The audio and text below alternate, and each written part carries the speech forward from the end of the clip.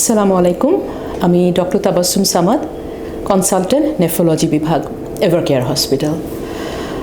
আর কিছুদিন পরেই আমাদের রমজান শুরু হতে যাচ্ছে। আমরা অধীর আগ্রহে অপেক্ষা করছি রমজানের জন্য। কিন্তু আমার কিডনি রোগী যারা আছেন তারা এই সময় কি করবেন, রোজা রাখতে পারবেন কি পারবেন না সে ব্যাপারে একটু আলোকপাত করতে যাচ্ছি। আমাদের কিডনি রোগীরা অলরেডি জানেন যে আমরা ইজিএফআর দেখে ওনাদেরকে কয়েকটি ভাগে ভাগ করে থাকি কিডনি রোগকে। তো এখন সেই ইজিএফের উপর ভিত্তি করে আমাদের যতটুকুন জ্ঞান রয়েছে লিমিটেড, সেটাতে আমরা বলে থাকি যে যাদের ইজিএফআর 60-এর উপরে আছে তারা রোজা রাখতে পারবেন। তবে যাদের ইজিএফআর 30-এর নিচে তারা হাই রিস্কের মধ্যে পড়েন, রোজা রাখার ব্যাপারে তাদেরকে আমরা নিষেধ করে থাকি।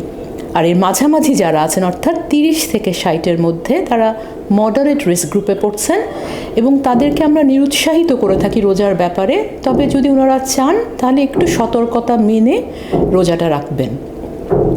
এছাড়া আমাদের রয়েছে কিছু ডায়ালাইসিস পেশেন্ট, এবং সেই ডায়ালাইসিস পেশেন্ট তাদের যদি সেই সাথে ডায়াবেটিস, প্রেশার ইত্যাদি সমস্যা থাকে তাহলে আমরা অবশ্যই তাদেরকে নিরুৎসাহিত করি রোজা রাখার ব্যাপারে।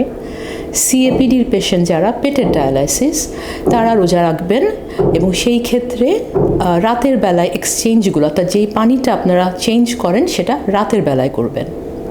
ট্রান্সপ্ল্যান্ট পেশেন্ট আপনারা কি করবেন? যাদের এই কিডনি প্রতিস্থাপন 1 বছরের মধ্যে হয়ে গিয়ে থাকে তাহলে আপনারা রোজাটাকে এইবারের মতো বাদ দিবেন। কিন্তু 1 বছরের বেশি হলে আপনারা রোজা রাখবেন সেই ইজিএফআর-এর যে ক্রাইটেরিয়া আমরা বললাম সেই অনুযায়ী। তবে ওষুধগুলো নিয়মিত খেতে হবে, সেহরির টাইমে ওষুধগুলো খেয়ে নেবেন। কোনো কারণে যদি এই কিডনি ট্রান্সপ্ল্যান্টের যে ওষুধ সেগুলো বাদ যায়, প্রয়োজনে রোজাটা ভেঙে হলেও সেই ওষুধগুলো আপনাদেরকে অবশ্যই খেতে হবে। এছাড়া যাদের প্রোটিন যাচ্ছে প্রস্রাব দিয়ে 1 গ্রামের বেশি, অথবা যাদের কিডনিতে পাথর রয়েছে তারাও সতর্কতার সাথে রোজা রাখবেন।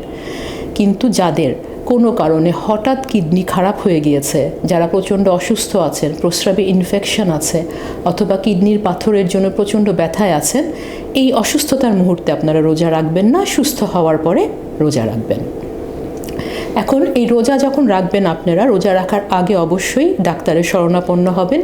কিছু পরীক্ষা যেরকম ক্রিয়েটিনিন, ইলেকট্রোলাইট, ইউরিন টেস্ট এগুলো করবেন এবং রোজা রাখার 7 থেকে 10 দিন পরেও আবার ওই পরীক্ষাগুলো করে দেখবেন যে আপনাদের কিডনির পয়েন্ট বা লবণের মধ্যে কোনো তারতম্য হয়েছে কিনা।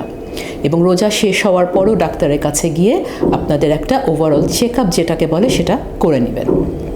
রোজার মধ্যে আপনার পানিটা একটু ঠিকমতো খেতে হবে। সারাদিন যেহেতু পানি খেতে পারছেন না, সন্ধ্যার পর থেকে সেহরি পর্যন্ত 2 থেকে 2.5 লিটার পর্যন্ত পানি খাবেন।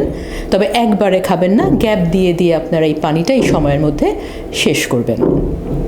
এভাবে আপনারা সুস্থভাবে যাতে রোজা রাখতে পারেন সেই আশা করছি, এবং আমি মনে করছি যে এখান থেকে আপনারা কিছুটা হলেও উপকৃত হবেন। সবাইকে রমজানের আবারও শুভেচ্ছা। আসসালামু আলাইকুম।